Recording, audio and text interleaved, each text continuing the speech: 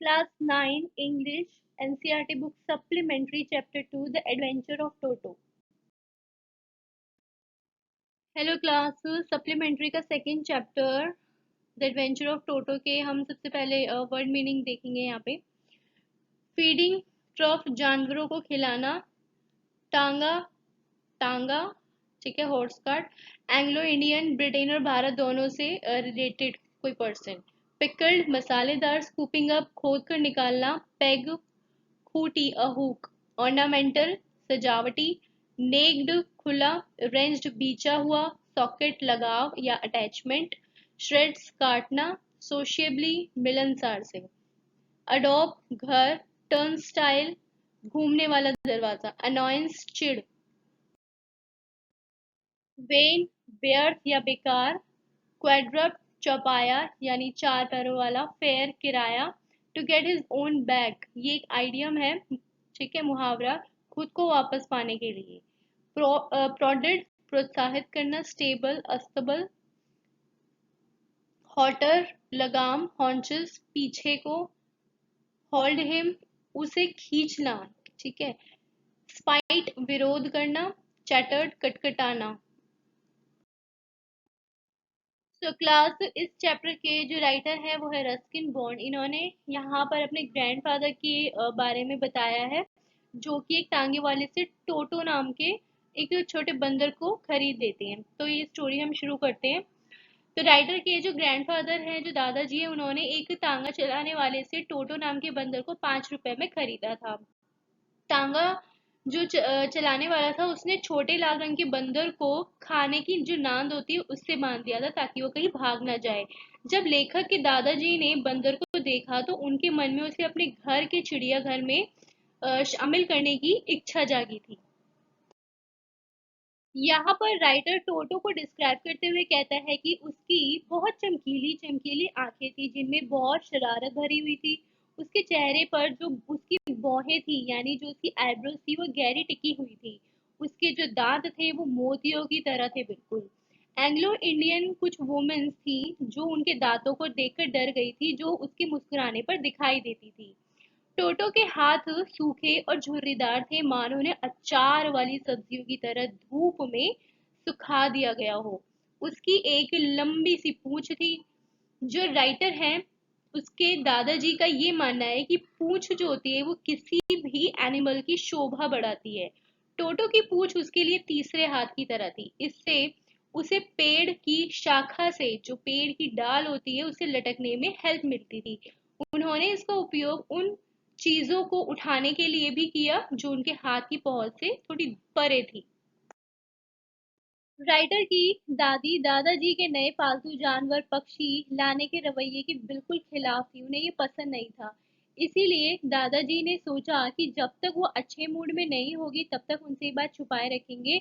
जब उनका मूड अच्छा होगा तब इस बात का खुलासा हम उनके सामने करेंगे।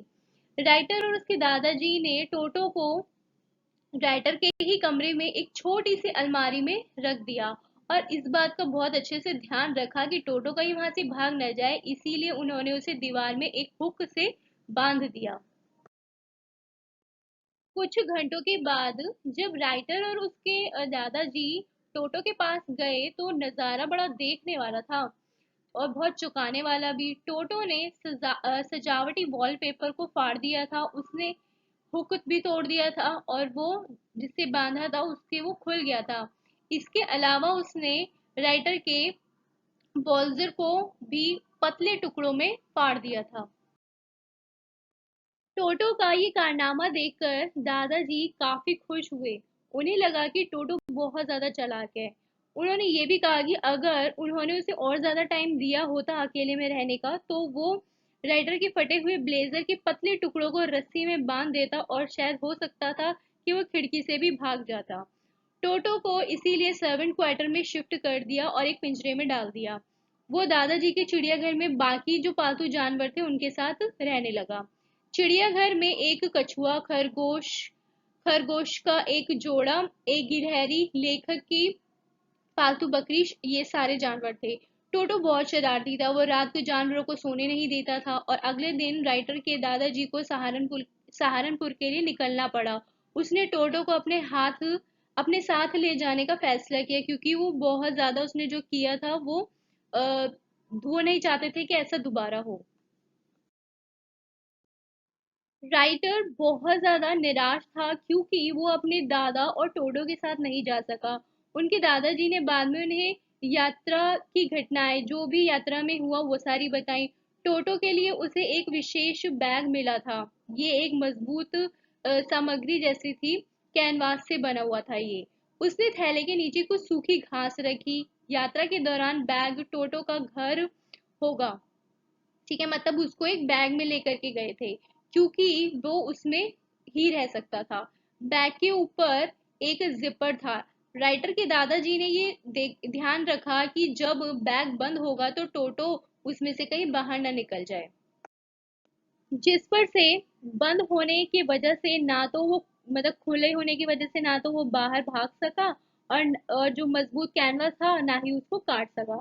फिर भी टोटो ने बैग से बाहर निकलने का असफल प्रयास जो था वो कर ही लिया था। इतनी कोशिश के बाद उसने ये सारी चीजें करी। इससे कई बार बैग फर्श पर लुढ़क जाता या फिर हवा से उछल जाता। रेलवे प्लेटफॉर्म पर लोगों ने इन सारी चीजों को देखा जब, और उन्हें ये जानने की बहुत ज्यादा उत्सुकता हुई कि बैग के अंदर क्या है। टोटो सहारनपुर तक दादा की झोली में बहुत सेफली बैठा हुआ था। सहारनपुर रेलवे स्टेशन पर राइटर के दादा टर्नस्टाइल पार करने के लिए अपना टिकट निकाल रहे थे। तभी टोटो ने बैग से बाहर झांका और टिकट कलेक्टर को देखकर मुस्कुराने लगा। दादाजी की पीठ पर बंदर देखकर टिकट कलेक्टर बहुत ज्यादा हैरान रह गया। वो जल्दी ही ठीक हो गया और दादाजी से कुत्ते के साथ यात्रा करने के लिए टिकट के पैसे देने को कहा। दादाजी टिकट कलेक्टर को ये समझाने में मतलब फेल हो गए कि टोटो एक बंदर था, कुत्ता नहीं। उन्होंने जोर देकर कहा कि टोटो चार पैरों वाला जानवर भी नहीं है। लेकिन जो टिकट कलेक्टर था इस बात पर अड़े हुए था कि टोटो कुत्तों की श्रेणी में आता है। टोटो के टिकट के लिए दादाजी को 3 रुपए आखिरकार देने ही पड़े। दादाजी निराश हो गए थे और टिकट कलेक्टर से बदला लेने के लिए उन्होंने अपनी जेब से अपना पालतू कछुआ निकाला। उन्होंने पूछा कि क्या उन्हें इसके लिए भी टिकट खरीदना चाहिए क्या। टिकट कलेक्टर ने कछुए को करीब से देखा, उसे थोड़ा सा धक्का दिया और घोष ये कहा कि दादाजी को इसके लिए टिकट खरीदने की जरूरत नहीं है, क्योंकि ये कुत्ते की श्रेणी में नहीं आता है। ओके, सो फाइनली अब राइडर की दादी को घर में टोटो की मौजूदगी के बारे में पता चल जाता है। उसने उसे परिवार उसने उसे परिवार के गधा जो था नना के साथ अस्तबल में रहने की जगह दी। अस्तबल में पहली रात दादाजी टोटो से मिलने गए तो उन्होंने क्या देखा कि उसने नना को बेचैन कर दिया है और वो घास के ढेर से दूर रहने के लिए उसकी रस्सी को खींच रहे थे। इसे रोकने के लिए दादाजी ने नाना की पीठ पर वार करा, मतलब थपथपाया उसको। नाना झटके से पीछे कूद पड़ी और टोटो उसके साथ घसीटता हुआ चला गया। सर्दियों के मौसम में टोटो को दादी की तरफ से एक ट्रीट मिली, और वो ट्रीट क्या थी? वो ट्रीट ये थी कि उसको एक बड़े से बोल में गर्म पानी दिया गया नहाने के लिए। टोटो को गर्म पानी में नहाने का बड़ा मजा आता था, और वो खुद ही पानी में हाथ डालकर ये चेक करता था कि पानी कितना ठंडा और कितना गर्म है। फिर वो धीरे धीरे अपने कदम पानी में डालता था, और जब तक वो पानी उसके गले तक ना आ जाए वो तब तक धीरे धीरे ही आगे बढ़ता रहता था। फिर वह अपना मुंह पानी से बाहर करके पानी में बैठ जाता था। खुद को उसके बाद वो खुद को साबुन से रगड़ता था। जब पानी ठंडा हो जाता तो वो खुद को सुखाने के लिए उसे छोड़कर रसोई में चूल्हे के पास चला जाता था। अगर उसका मजाक उड़ाया जाता इस बात को लेकर तो टोटो को बड़ा गुस्सा आ जाता था, उसे चोट भी लग जाती थी। और फिर उसने नहाने से वो जब उसे चोट लगती थी तो वो नहाने से मना कर देता था। राइटर को एक घटना याद आती है जब टोटो ने खुद को ऑलमोस्ट जिंदा ही उबाल लिया था। अब हुआ क्या था, एक बड़ी केतली में चूल्हे पर पानी उबल रहा था। तो टोटो चूल्हे पर चढ़ गया और उसका ढक्कन हटा दिया। उसे लगा कि पानी इतना तो गर्म है कि वो नहा सकता है। अब वो अपना जो सिर है वो बाहर निकाल कर केतली में घुस गया। जब पानी उबलने लगा तो टोटो के लिए ये बहुत ज्यादा गर्म हो गया था। उसने केतली से बाहर आने की सोची, लेकिन बाहर का जो टेम्परेचर था वो ठंडा था, है ना, ठंडी का मौसम था, इसलिए वो केतली में ही घुसा रहा। टोटो कुछ देर तक मतलब उस पानी में ही मतलब कूदता रहा। जब राइटर की दादी आई तो उन्होंने आधे उबले बंदर को केतली से बाहर निकाला। अब इसमें ये बताया गया है कि हमारे माइंड में अब जो इतनी शरारतें होती है जैसे, है ना, तो हमारे माइंड में कोई एक ऐसा हिस्सा तो होता ही है जो हमारी शरारत करने की जो कैपेबिलिटी होती है उसको कंट्रोल करता है।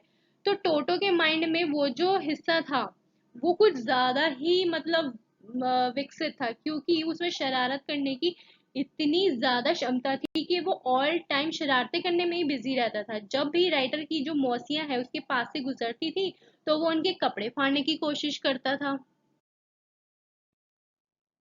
तभी राइटर को एक और इंसिडेंट याद आता है जब टोटो ने बहुत ज्यादा आतंक मचाया था घर में। दोपहर के भोजन के टाइम में खाने की मेज पर चावल का एक बोल रखा था, एक व्यंजन बना हुआ रखा था। जब पूरा परिवार खाना खाने पहुंचा तो उन्होंने क्या देखा कि टोटो ऑलरेडी वहां पे बैठ के खाना खा रहा है। राइडर की दादी टोटो पर चिल्लाई और जवाब में उसने उन पर एक प्लेट फेंक दी। जब चाचियों ने टोटो को पकड़ने की कोशिश की तो उसने उनके चेहरे पर पानी का गिलास फेंक दिया। जब दादाजी आए तो टोटो अपने साथ चावल का जो भी बना हुआ जो भी चीज थी, पकवान जो भी बना हुआ था चावल से, वो लेकर वो वहां से खिड़की से बाहर भाग गया। टोटो पूरी दोपहर बाहर रहा। वो सारे चावल खाने का मतलब एकदम से उसने डिसाइड कर लिया था कि वो खा करके कटहल के पेड़ की एक शाखा जो थी, एक ब्रांच जो थी, उस पे बैठ गया, क्योंकि दादी उस पर चिल्लाई थी।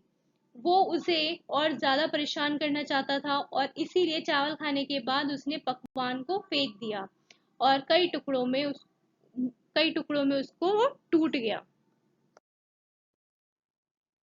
अब फाइनली दादी जी को ये फील होता है, ये एहसास होता है कि टोटो घर में रखने के लायक बिल्कुल भी नहीं है। वो उस बार बार होने वाले नुकसान को बर्दाश्त नहीं कर सकती थी, क्योंकि टोटो जो था वो हर चीज का नुकसान कर रहा था, चीजें फाड़ रहा था, बर्तन तोड़ रहा था, है ना, तो वो उनसे बर्दाश्त नहीं हो रहा था दादी से।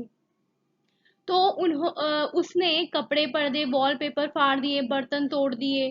तो दादा ने टोटो को इसीलिए वापस से उसी तांगे वाले को 3 रुपए में बेच दिया। तो बच्चों, ये जो स्टोरी थी ये रस्किन बॉन्ड की थी। Do like, share and subscribe and keep watching. Thank you.